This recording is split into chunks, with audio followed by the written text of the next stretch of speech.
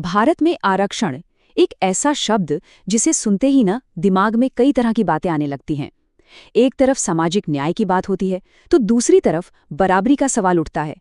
पर इस पूरी बहस को, इसकी गर्मागर्म चर्चा को सही से समझने के लिए हमें इतिहास में थोड़ा पीछे जाना होगा। तो आज हम इसी कहानी की तह तक चलेंगे, पता लगाएंगे कि आखिर ये आरक्षण की नीति बनी कैसे और क्यों।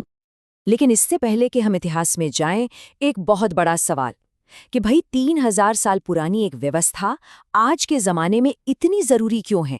क्यों इस पर इतनी बात होती है? सच कहूं तो यही वो सवाल है जो इस पूरी कहानी की जड़ है, जो हमें सीधे इतिहास से उठाकर आज की सच्चाई के सामने लाकर खड़ा कर देता है। और आज की सच्चाई सच में चौंकाने वाली है। जरा सोचिए, साल 2016 में एक सर्वे हुआ। उसमें 39% गैर दलित हिंदू महिलाओं ने ये माना कि उनके घर में किसी न किसी रूप में छुआछूत आज भी प्रैक्टिस की जाती है। ये आंकड़ा ये साफ साफ बताता है कि हम किसी गुजरे जमाने की बात नहीं कर रहे हैं, ये आज की हकीकत है। तो सबसे पहले इसी समस्या की गहराई को समझते हैं। देखिए, आरक्षण की पॉलिसी को ठीक से समझने के लिए ये जानना बेहद जरूरी है कि वो कौन सी प्रॉब्लम थी जिसे सुलझाने के लिए ये पॉलिसी लाई गई थी। देखिए, आज भी जाति के आधार पर भेदभाव एक कड़वी सच्चाई है। कई सर्वे ये दिखाते हैं कि भारत के कुछ जिलों में तो 50% से भी ज्यादा घरों में आज भी छुआछूत मानी जाती है। 50%!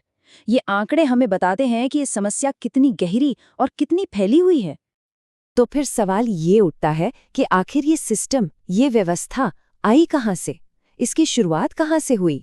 और इसका जवाब ढूंढने के लिए हमें समय में बहुत बहुत पीछे चलना होगा, इसकी प्राचीन जड़ों तक। इसकी जो थियोरेटिकल नींव है वो मिलती है वर्ण व्यवस्था में। अब ये क्या है? आसान भाषा में ये हमारे प्राचीन ग्रंथों में बताया गया एक सोशल स्ट्रक्चर का मॉडल है। एक ऐसा मॉडल जो पूरे समाज को 4 मुख्य कैटेगरीज या कह लीजिए वर्णों में बांटता था। ऋग्वेद में एक श्लोक है जो बताता है कि ये बंटवारा एक विराट पुरुष के शरीर के अलग अलग हिस्सों से हुआ। जैसे सिर से निकले ब्राह्मण, जिनका काम था ज्ञान देना, पूजा पाठ करना। फिर भुजाओं से आए क्षत्रिय यानी वॉरियर्स और रूलर्स, जांघों से आए वैश्य जो व्यापारी थे, और आखिर में पैरों से आए शूद्र, जिनका काम बाकी तीनों वर्णों की सेवा करना था। लेकिन कहानी यहीं खत्म नहीं होती। इन 4 वर्णों के सिस्टम से भी बिल्कुल बाहर एक और समूह था। इन्हें कहा गया अवर्ण, यानी जिन्हें वर्ण व्यवस्था का हिस्सा माना ही नहीं गया। आज हम उन्हें दलित कहते हैं, और इन्हें समाज के वो काम सौंपे गए जिन्हें सबसे छोटा या निचला माना जाता था। अब देखिए, सदियों तक ये सिस्टम ऐसे ही चलता रहा, कभी थोड़ा लचीला, कभी बहुत कठोर। लेकिन फिर इतिहास में एक बहुत बड़ा टर्निंग पॉइंट आया। भारत में अंग्रेज आए, और उनके आने से, उनके दखल देने से इस पूरे सिस्टम की शक्ल ही हमेशा हमेशा के लिए बदल गई। अब हुआ ये कि अंग्रेजों के लिए भारत का ये जो हजारों जातियों और उपजातियों वाला कॉम्प्लेक्स समाज था ना, वो एक सिरदर्द जैसा था। उन्हें समझ ही नहीं आता था कि इसे मैनेज कैसे करें। तो उन्होंने क्या किया? अपने एडमिनिस्ट्रेशन को आसान बनाने के लिए उन्होंने इस पूरे कॉम्प्लेक्स स्ट्रक्चर को उसी 4 वर्णों वाले सिंपल मॉडल में फिट करने की कोशिश शुरू कर दी। और मजे की बात तो ये है कि अंग्रेज अफसर खुद ये बात जानते थे कि उनका ये सिंपल मॉडल असलियत से बिल्कुल अलग है।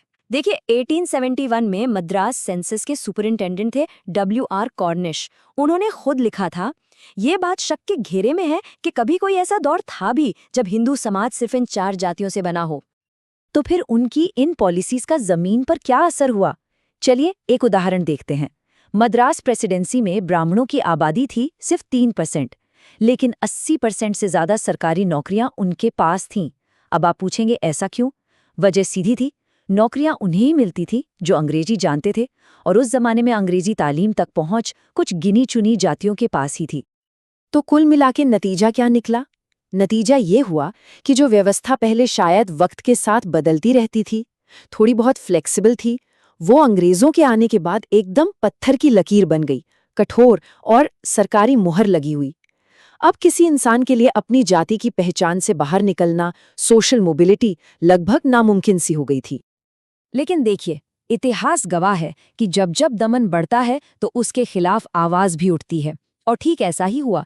इस पत्थर जैसी कठोर व्यवस्था के खिलाफ एक मजबूत आंदोलन ने जन्म लेना शुरू किया। और ये लड़ाई अब सिर्फ समाज सुधार की नहीं थी, ये लड़ाई थी अपने राजनीतिक हक की, अपने रिप्रेजेंटेशन की। और इस लड़ाई के सबसे बड़े नायक बनकर उभरे डॉक्टर B.R. अम्बेडकर। उनका तर्क बिल्कुल साफ था। वो कहते थे कि दलित वर्गों को किसी की दया या थोड़े बहुत सुधार की जरूरत नहीं है, उन्हें जरूरत है अपने खुद के पॉलिटिकल रिप्रेजेंटेशन की, अपनी आवाज की, ताकि वो अपनी किस्मत के फैसले खुद ले सकें। अब उस वक्त ना दो बड़े आइडियाज आमने सामने थे। एक तरफ थे अम्बेडकर, जो चाहते थे सेपरेट इलेक्टोरेट। इसका मतलब था कि जो सीटें दलितों के लिए रिजर्व्ड हैं, उन पर सिर्फ दलित ही वोट डालेंगे। दूसरी तरफ थे गांधी जी। वो चाहते थे जॉइंट रिजर्व्ड इलेक्टोरेट, मतलब कैंडिडेट तो दलित होगा, पर उस सीट पर वोट सब लोग डालेंगे, चाहे वो किसी भी जाति के हो। अम्बेडकर को इस बात का डर था कि अगर सब लोग वोट डालेंगे तो चुना गया दलित कैंडिडेट हमेशा मेजॉरिटी के दबाव में काम करेगा। वो कभी खुलकर अपनी कम्युनिटी की बात नहीं रख पाएगा। जैसा कि उन्होंने खुद कहा था कि ऐसे चुने हुए लोग हिंदुओं के गुलाम होंगे, आजाद लोग नहीं। इस बड़ी वैचारिक लड़ाई का नतीजा निकला पूना पैक्ट। गांधी जी के आमरण अनशन के बाद आखिरकार एक समझौता हुआ। अम्बेडकर ने सेपरेट इलेक्टोरेट की अपनी मांग छोड़ दी और इसके बदले में दलितों के लिए रिजर्व्ड सीटों की संख्या 78 से बढ़ाकर सीधी 148 कर दी गई, यानी लगभग डबल। और कह सकते हैं कि यहीं से आज की मॉडर्न रिजर्वेशन पॉलिसी की असल नींव रखी गई। तो ये तो कहानी थी आज़ादी से पहले की।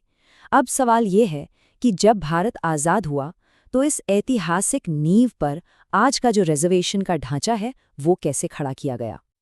तो देखिए, आज़ादी के बाद 1950 में भारत के संविधान ने सबसे पहले शेड्यूल्ड कास्ट्स यानी SC और शेड्यूल्ड ट्राइब्स यानी ST के लिए आरक्षण को कानूनी रूप दिया। कहानी आगे बढ़ी और 1993 में मंडल कमीशन की सिफारिशें लागू हुईं।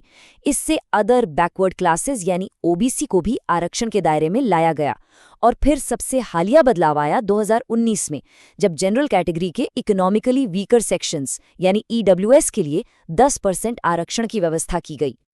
तो अगर हम EWS कोटे से ठीक पहले की बात करें तो सेंट्रल गवर्नमेंट की नौकरियों और एजुकेशन में आरक्षण का गणित कुछ ऐसा था।